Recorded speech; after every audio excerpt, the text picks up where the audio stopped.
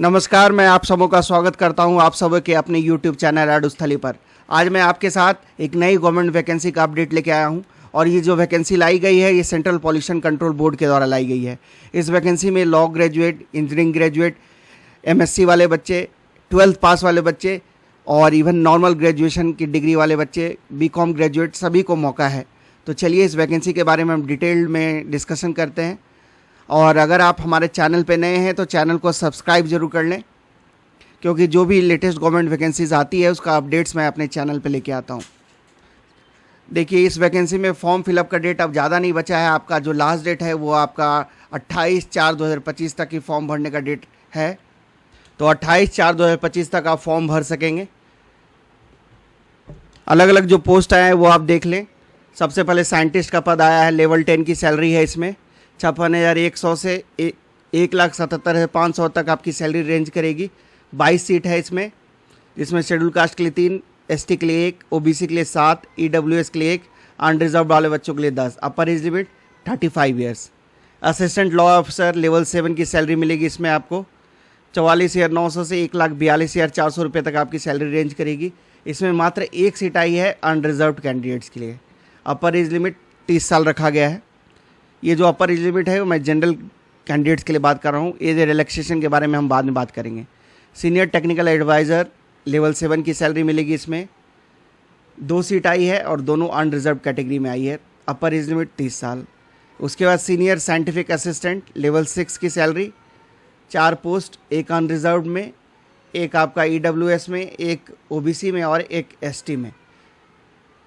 फिर technical supervisor में 5 vacancy आई है, 2 अनरिजर्व, एक EWS, एक OBC और एक schedule caste.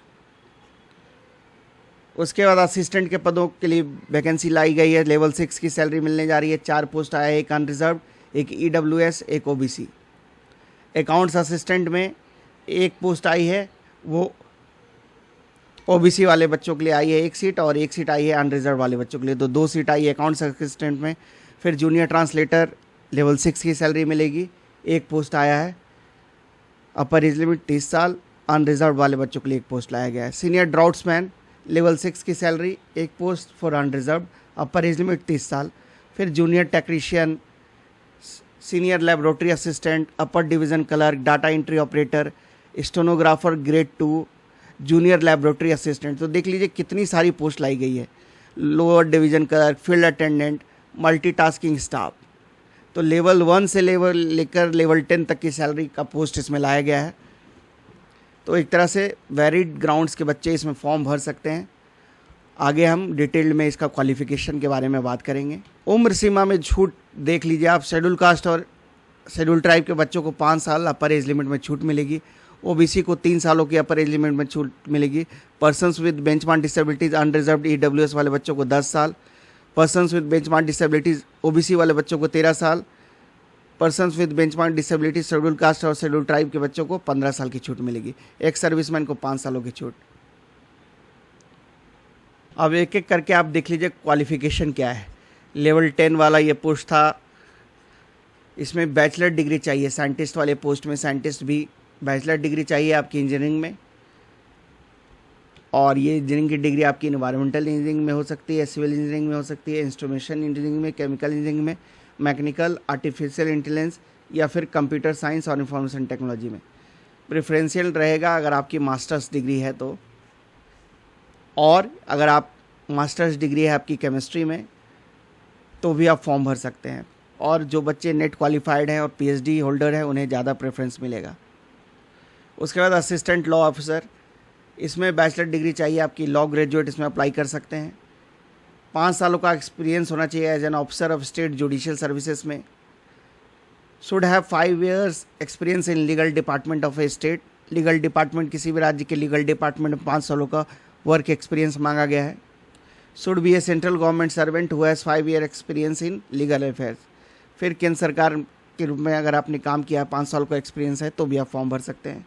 Should be a qualified legal practitioner who has practice as for, मतलब 5 सालों का आपको एक्सपीरियंस इसमें मांगा गया है, 5 years का। अब हम आगे देखते हैं।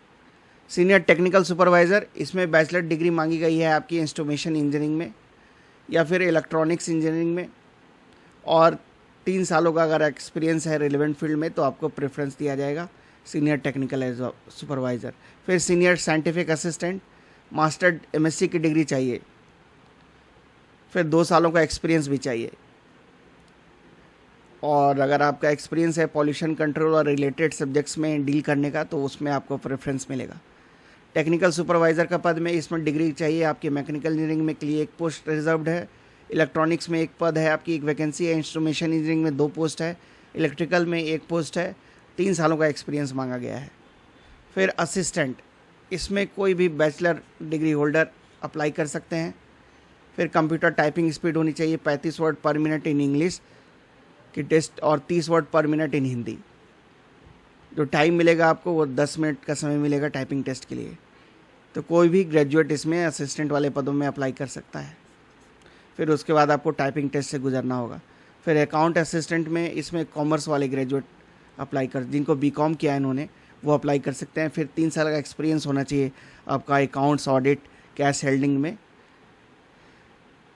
हैंडलिंग में अगर आपका एक्सपीरियंस है 3 सालों का तो आप इसमें अप्लाई कर सकते हैं। फिर जूनियर ट्रांसलेटर, इसमें मास्टर डिग्री चाहिए हिंदी में with English as a compulsory subject, या फिर इंग्लिश या हिंदी में किसी में आपकी मास्टर डिग्री है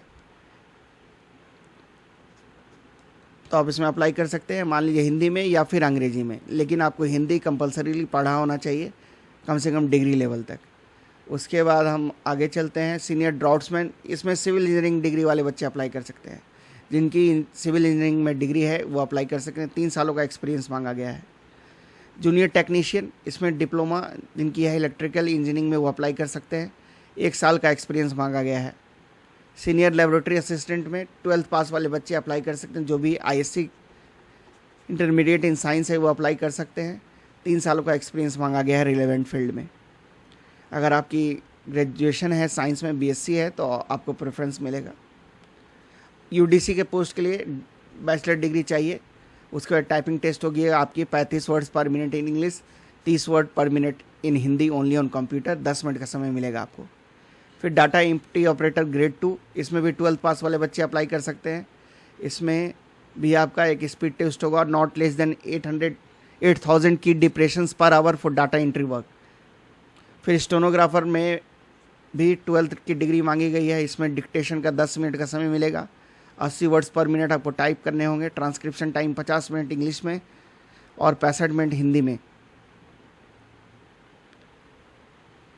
जूनियर लेबोरेटरी असिस्टेंट, इसमें भी 12th पास बच्चे अप्लाई कर सकते हैं। इंटरमीडिएट इन साइंस है जिसका, अगर डिग्री है आपकी साइंस में, मतलब बीएससी की डिग्री है, तो आपको प्रेफरेंस मिलेगा। एलडीसी 12th पास बच्चे इसमें भी अप्लाई कर सकते हैं। इसमें भी टाइपिंग टेस्ट होगी आपकी इंग्लिश में 35 वर्ड पर मिनट, 30 मिनट हिंदी में। टाइम इसमें भी 10 मिनट का आपको मिलेगा। उसके बाद फील्ड अटेंडेंट, इसमें 10th पास वाले बच्चे अप्लाई कर सकते हैं।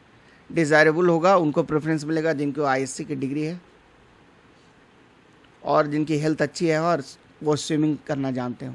फिर एमटीएस, इसमें 10वां पास वाले बच्चे अप्लाई कर सकते हैं, या फिर जिनकी आईटीआई की डिग्री है इलेक्ट्रिकल में, मैकेनिक में या प्लम्बर पोस्ट में, तो वो इसमें अप्लाई कर सकते हैं। तो 18 तरह की कुल पोस्ट लाई गई है। आप देखें, सबका एसेंशियल क्वालिफिकेशन मैंने बता दिया। इस पीडीएफ को मैं अपनी टेलीग्राम ग्रुप में भी शेयर कर दूंगा, आप वहाँ से भी जाके इसको पढ़ सकते हैं। अब हम एप्लीकेशन फ़ी के बारे में बात कर लेते हैं। 2 घंटे वाला एग्ज़ाम के लिए आपको 750 रुपये देने होंगे। 250 रुपये फॉर इस टेस्ट सेशन, तो टोटल 1000 रुपये। और 1 घंटे वाले एग्ज़ाम के लिए 350 प्लस 150, तो 500 रुपये फ़ीस अदा करना होगा।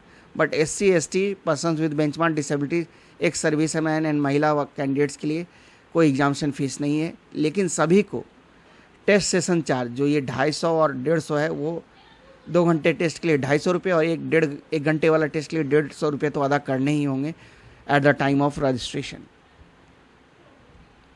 आपकी पोस्टिंग कहीं भी हो सकती है पूरे भारत में।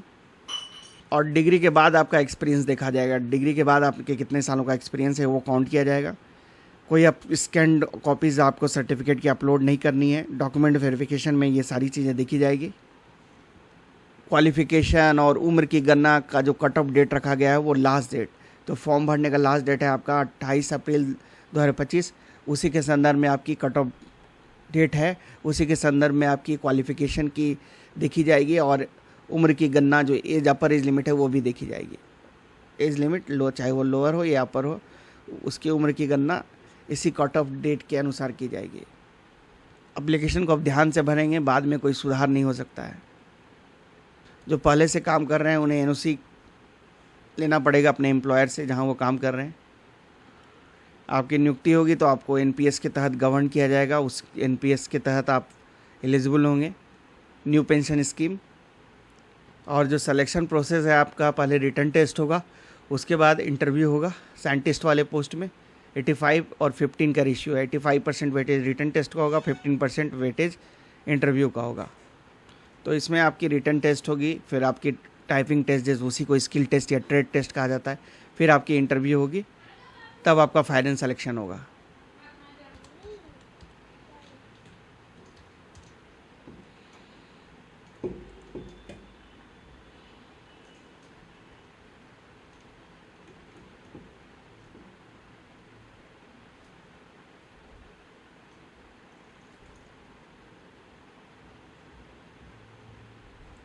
कहाँ गए बाबू? देखा पोटी किए हो?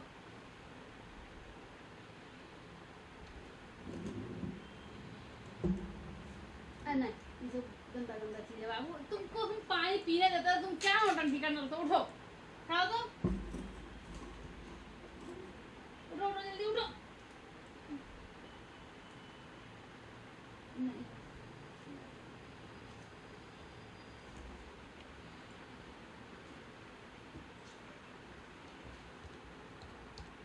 तो अब सिलेक्शन प्रोसेस समझ लें। सबसे पहले आपका कंप्यूटर बेस्ड टेस्ट होगा, उसके बाद आपका स्किल टेस्ट होगा, उसके बाद आपका डॉक्यूमेंट वेरिफिकेशन होगा,